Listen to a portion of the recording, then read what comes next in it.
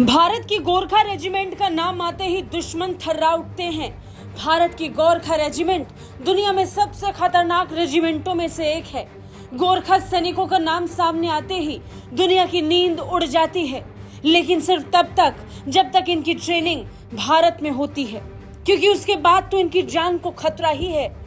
रूसी सेना में भर्ती के बाद शामिल हुए नेपाली नागरिक अब भारतीय सेना को याद कर रहे हैं। यूक्रेन और रूस के बीच जारी जंग को 2 साल होने को है और इन सब के बीच में संघर्ष थमने का नाम नहीं ले रहा। नतीजन रूस अपने देश में सैनिकों की भर्ती कर रहा है। रूस की इस जंग में खुद को जोखने के लिए नेपाल के नागरिक भी पहुंचे। इस बीच नेपाल की सरकार ने जो खुलासा किया वो आपको हैरानी में डाल देगी। नेपाल के विदेश मंत्री एनपी साउद ने कहा कि सरकार को शिकायतें मिली हैं कि रूसी सेना में सेवारत लगभग 100 नेपाली लोग युद्ध के बीच लापता और घायल हैं। राज्य समाचार एजेंसी आरएसएस को दिए गए एक इंटरव्यू में साउद ने कहा कि एक अनुमान के मुताबिक लगभग 200 नेपाली मौजूदा समय में रूसी सेना में काम कर रहे हैं, अपनी सेवाएं दे रहे हैं, लेकिन आंकड़े इससे भी कहीं ज्यादा हो सकते हैं। विदेश मंत्री ने अपने बयान में कहा और दोहराया कि रूसी सेना में सेवारत नेपालियों की सटीक संख्या का अब तक पता नहीं चल पाया है। नेपाल सरकार को मिल रही शिकायतों पर आधारित इस समय नेपाल अंदाजा लगा रहा है। विदेश मंत्री ने कहा कि अनुमान है कि काम, पढ़ाई और यात्रा के लिए रूस गए लगभग 200 नेपाली युवा सेना में शामिल हो चुके हैं।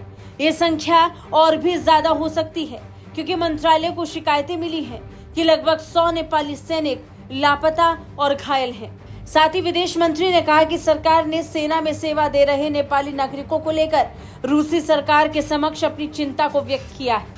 विदेश मंत्री ने कहा कि रूसी सरकार ने जानकारी दी कि कुछ नेपाली नागरिक उसकी सेना में शामिल हो गए हैं और उनमें से 7 मारे जा चुके हैं। इन 7 मारे गए नेपाली सैनिकों की जानकारी के बाद से पूरे नेपाल में हड़कंप मचा है।